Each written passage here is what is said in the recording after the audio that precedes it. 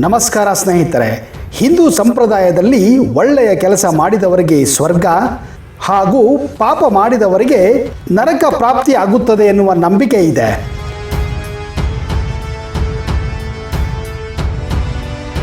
ಇದರಿಂದಲೇ ಎಲ್ಲರೂ ಕೂಡ ಸಮಾಜದಲ್ಲಿ ಉತ್ತಮ ಕೆಲಸವನ್ನು ಮಾಡಿದರೆ ಸ್ವರ್ಗ ಸಿಗುತ್ತದೆ ಎಂದು ನಂಬಿದ್ದಾರೆ. ಹಾಗೆಯೇ ಪಾಪ ಮಾಡಿದ್ದರಿಂದ ನರಕ ಯಾತನೆ ಪಡಬೇಕಾಗುತ್ತದೆ ಎಂದು ಕೂಡ ದೃಢವಾಗಿ ನಂಬಿದ್ದಾರೆ.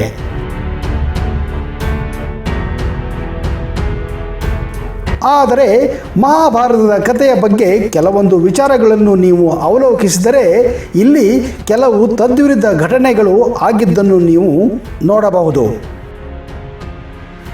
ಹೌದು ಸ್ನೇಹಿತರೆ, ನಿಮಗೆಲ್ಲ ಗೊತ್ತಿರುವಂತೆ ಮಹಾಭಾರತದ ಮಹಾ ಖಳನಾಯಕನೆಂದೇ ಕುಖ್ಯಾತಿಯಾಗಿದ್ದಂತಹ ದುರ್ಯೋಧನನಿಗೂ ಕೂಡ ಸ್ವರ್ಗ ಪ್ರಾಪ್ತಿಯಾಗಿತ್ತಂತೆ.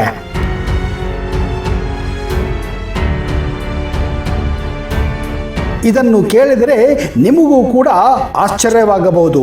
ಇಷ್ಟೆಲ್ಲ ಪಾಪಗಳನ್ನು ಮಾಡಿದರೂ ಕೂಡ ಅದು ಹೇಗೆ ಸ್ವರ್ಗ ಪ್ರಾಪ್ತಿಯಾಯಿತು ಎಂದು. ಆದರೆ ಇದು ಸತ್ಯ ಸ್ನೇಹಿತರೆ.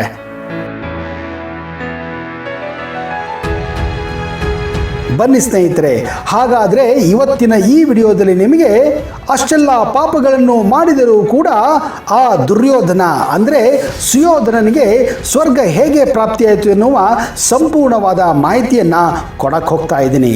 ಒಂದು ವೇಳೆ ನೀವು ಈ ಚಾನಲನ್ನು ಇನ್ನೂ ಸಬ್ಸ್ಕ್ರೈಬ್ ಮಾಡದೇ ಇದ್ದರೆ ದಯವಿಟ್ಟು ಈಗಲೇ ಸಬ್ಸ್ಕ್ರೈಬ್ ಮಾಡಿ, ಜೊತೆಗೆ ಬೆಲ್ ಐಕನ್ ಕೂಡ ಪ್ರೆಸ್ ಮಾಡಿ. ಕುರುಕ್ಷೇತ್ರ ಕದನದಲ್ಲಿ ಅಧರ್ಮದ ವಿರುದ್ಧ ಹೋರಾಟದಲ್ಲಿ ದುರ್ಯೋಧನ ಎಲ್ಲರ ಕೆಂಗಣ್ಣಿಗೆ ಗುರಿಯಾಗಿದ್ದರೂ ಕೂಡ ಆತನಿಗೆ ಸ್ವರ್ಗ ಲಭಿಸುತ್ತದೆ. ಇದಕ್ಕೆ ಕಾರಣ ಅವನಲ್ಲಿದ್ದ ಕೆಲವು ಅದ್ಭುತ ಗುಣಗಳೇ ಎಂದು ನಂಬಲಾಗಿದೆ. ತುಂಬಿದ ಸಭೆಯಲ್ಲಿ ತನ್ನ ತಂದೆ ತಾಯಿಗಳ ಎದುರಲ್ಲೇ ದ್ರೌಪದಿಗೆ ಮತ್ತು ಪಾಂಡುಕುಮಾರರಿಗೆ ಅದೆಷ್ಟೋ ಅವಮಾನ ಮಾಡಿದ. ಜೂಜಾಟದಲ್ಲಿ ಮೋಸದಿಂದ 14 ವರ್ಷ ಪಾಂಡವರನ್ನು ಕಾಡಿಗೆಟ್ಟುವ ದುರ್ಯೋಧನನಿಗೆ ಸ್ವರ್ಗ ಎಂದರೆ ಹಲವಾರು ಜನ ನಂಬುವುದೇ ಇಲ್ಲ. ಆದರೆ ಇದಕ್ಕೆ ಹಲವಾರು ಕಾರಣಗಳಿವೆ. ದುರ್ಯೋಧನ ಎಷ್ಟೇ ಅಧರ್ಮಿಯಾಗಿ ನಡೆದುಕೊಂಡರೂ ಕೂಡ ಯಾವುದೇ ಪಾಪವನ್ನು ತನ್ನ ಕೆಲಸದಿಂದ ಯಾವತ್ತೂ ಮಾಡಿಲ್ಲ ಸ್ನೇಹಿತರೆ. ಹಲವಾರು ಕೆಲಸಗಳನ್ನು ತನ್ನ ಮಾವ ಶಕುನಿ ಕೈಯಿಂದ ಮಾಡಿಸುತ್ತಾನೆ. ನಿಮಗೆ ಗೊತ್ತಿರುವ ಹಾಗೆ ತುಂಬಿದ ಸಭೆಯಲ್ಲಿ ದ್ರೌಪದಿಯ ವಸ್ತ್ರಹರಣ ಮಾಡಲಾಗುತ್ತದೆ.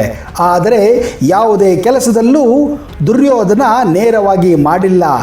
ದ್ರೌಪದಿಯ ವಸ್ತ್ರಹರಣವನ್ನು ಕೂಡ ತನ್ನ ಸೋದರನಾದಂತಹ ದುಶ್ಯಾಸನಿಂದ ಮಾಡಿಸುತ್ತಾನೆ.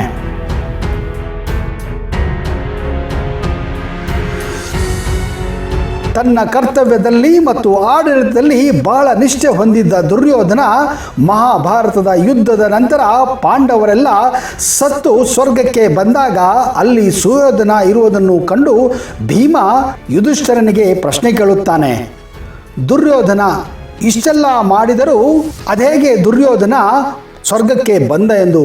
ಆಗ ಯಮಧರ್ಮರಾಯ ಸುಯೋಧನನ ಬಗ್ಗೆ ಒಳ್ಳೆಯ ಅಭಿಪ್ರಾಯವನ್ನು ಕೊಡುತ್ತಾನೆ. ದುರ್ಯೋಧನ ಒಬ್ಬ ಒಳ್ಳೆಯ ರಾಜ ಮತ್ತು ಸ್ನೇಹಕ್ಕೆ ಬೆಲೆ ಕೊಡುತ್ತಿದ್ದ ವ್ಯಕ್ತಿಯಾಗಿದ್ದ. ಶಕುನಿಯನ್ನು ತನ್ನ ಕೈಗೊಂಬೆಯಾಗಿರಿಸಿ ಹಲವಾರು ಆಟಗಳನ್ನು ಪಾಂಡವರ ವಿರುದ್ಧ ಆಡುತ್ತಾನೆ. ಕುರು ಸಾಮ್ರಾಜ್ಯ ನಾಶಪಡಿಸಬೇಕೆಂಬ ಕಾರಣದಿಂದಾಗಿ ಬಂದ ಶಕುನಿಯ ಮಾತು ಕೇಳಿ ದುರ್ಯೋಧನ ಕೆಟ್ಟವನಾಗುತ್ತಾನೆ, ಖಳನಾಯಕನಾಗುತ್ತಾನೆ. ಇದೇ ಕಾರಣಕ್ಕೆ ಹಲವಾರು ಕೆಟ್ಟ ಕಾರ್ಯಕ್ರಮಗಳನ್ನು ಅವನು ಮಾಡುತ್ತಾನೆ. ಆದರೆ ದುರ್ಯೋಧನಿಗೆ ತನ್ನ ಸ್ವ ಇಚ್ಛೆಯಿಂದ ಯಾವುದೇ ಕೆಟ್ಟ ಕೆಲಸಗಳನ್ನು ಮಾಡುವ ಇಚ್ಛೆ ಇರಲಿಲ್ಲ. ಎಲ್ಲವೂ ಆ ಕುತಂತ್ರಿ ಶಕುನಿಯ ಕಾಟದಿಂದಲೇ ಅವನು ಮಾಡುತ್ತಾನೆ. ದೇವರ ನಿಯಮದ ಪ್ರಕಾರ ಯಾವ ವ್ಯಕ್ತಿ ಕರ್ತವ್ಯ ನಿಷ್ಠನೋ ಆತನಿಗೆ ಸ್ವರ್ಗ ಎನ್ನುವ ಮಾತಿದೆ. ಅದರಂತೆ ಕೊಟ್ಟ ಮಾತನ್ನು ಎಂದಿಗೂ ತಪ್ಪದ ಸುಯೋಧನ ಆಡಳಿತದಲ್ಲಿ ನಿಷ್ಠಾವಂತನಾಗಿದ್ದ. ಕರ್ಣನನ್ನು ಸೂತಪುತ್ರ ಎಂದು ಎಲ್ಲರೂ ಅವಮಾನ ಮಾಡಿದರೂ ಸಹ ದುರ್ಯೋಧನ ಮಾತ್ರ ತನ್ನ ಪಟ್ಟ ಸ್ನೇಹಿತನನ್ನ ಕೈಬಿಡುವುದಿಲ್ಲ. ಅವನನ್ನು ಅಂಗದೇಶದ ರಾಜನನ್ನಾಗಿ ಮಾಡುತ್ತಾನೆ. ಮುಂದೆ ಇವರಿಬ್ಬರು ಪ್ರಾಣ ಸ್ನೇಹಿತರಾಗುತ್ತಾರೆ. ದುರ್ಯೋಧನನು ಪಕ್ಷಪಾತ ಇಲ್ಲದೆ ಎಲ್ಲ ವಿಚಾರದ ಬಗ್ಗೆ ಯೋಚನೆ ಮಾಡುತ್ತಿದ್ದನು. ಅಧಿಕಾರ ಮತ್ತು ಪ್ರತಿಭೆಯ ಬಗ್ಗೆ ದುರ್ಯೋಧನ ಕೇಳಿದ ತಾರ್ಕಿಕ ಪ್ರಶ್ನೆಗಳಿಗೆ ಉತ್ತರ ನೀಡಲಾಗದೆ ದ್ರೋಣಾಚಾರ್ಯರು ಭೀಷ್ಮನಿಗೆ ದುರ್ಯೋಧನನ ಬಗ್ಗೆ ದೂರು ಹೇಳುತ್ತಿದ್ದರು. ಇವನ ಪ್ರಶ್ನೆಗಳು ವ್ಯವಸ್ಥಿತ ದೋಷಗಳನ್ನು ಎತ್ತಿ ತೋರಿಸುತ್ತಿದ್ದವು. ಇದನ್ನ ಸಂಪ್ರದಾಯವಾದಿ ಬುದ್ಧಿ ಇದ್ದವರು ಒಪ್ಪಿಕೊಳ್ಳುತ್ತಿರಲಿಲ್ಲ. ದುರ್ಯೋಧನ ಗುರು ಬಲರಾಮನಿಗೂ ಅಂದರೆ ಕೃಷ್ಣನ ಅಣ್ಣ ದುರ್ಯೋಧನ ಅಂದರೆ ಅಷ್ಟೇ ಇಷ್ಟನಾಗಿದ್ದನು. ಆದ್ದರಿಂದಲೇ ಅವನು ದುರ್ಯೋಧನನಿಗೆ ಗದಾವಿದ್ಯೆ ಕೂಡ ಹೇಳಿಕೊಡುತ್ತಾನೆ. ಸುಯೋಧನ ಭೀಮನಷ್ಟೇ ಶಕ್ತಿಶಾಲಿಯಾಗಿದ್ದನು. ಆದರೆ ಕೃಷ್ಣನ ಸಹಾಯದಿಂದ ಭೀಮ ದುರ್ಯೋಧನನ ಮೇಲೆ ಗದಾಯುದ್ಧದಲ್ಲಿ ಗೆಲ್ಲುತ್ತಾನೆ.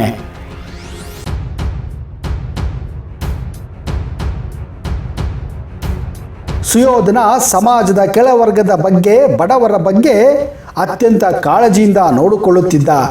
ಈ ಒಂದು ಕಾರಣದಿಂದಲೇ ಭೀಷ್ಮ ಕೂಡ ಒಳಗಿಂದ ಒಳಗೆ ದುರ್ಯೋಧನನ ಬಗ್ಗೆ ಮಮತೆ ಹಾಗೂ ಪ್ರೀತಿ ಕೂಡ ಇತ್ತು. ಅದೇ ಕಾರಣಕ್ಕೆ ಭೀಷ್ಮ ಮಹಾಭಾರತದ ಕುರುಕ್ಷೇತ್ರದ ಯುದ್ಧದಲ್ಲಿ ದುರ್ಯೋಧನನ ಪರವಾಗಿ ಯುದ್ಧ ಮಾಡುತ್ತಾನೆ.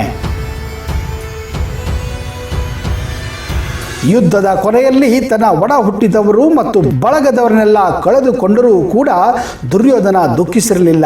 ಆದರೆ ತನ್ನ ಪ್ರಿಯ ಮಿತ್ರ ಕರ್ಣನ ಸಾವು ಆತನ ದುಃಖ ತಡೆಯಲಾಗದೆ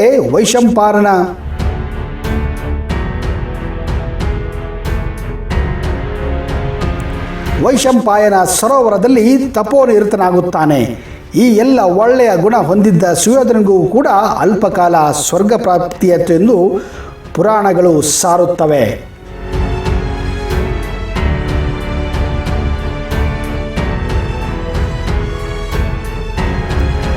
ಸ್ನೇಹಿತರೆ, ಇದೇ ಒಂದು ಕಾರಣಕ್ಕೆ ಭಾರತ ದೇಶದ ಕೇರಳ ರಾಜ್ಯದಲ್ಲಿ ದುರ್ಯೋಧನನಿಗಾಗಿಯೇ ಅತಿ ದೊಡ್ಡವಾದಂತಹ ಒಂದು ದೇವಸ್ಥಾನವನ್ನು ಕೂಡ ಕಟ್ಟಲಾಗಿದೆ.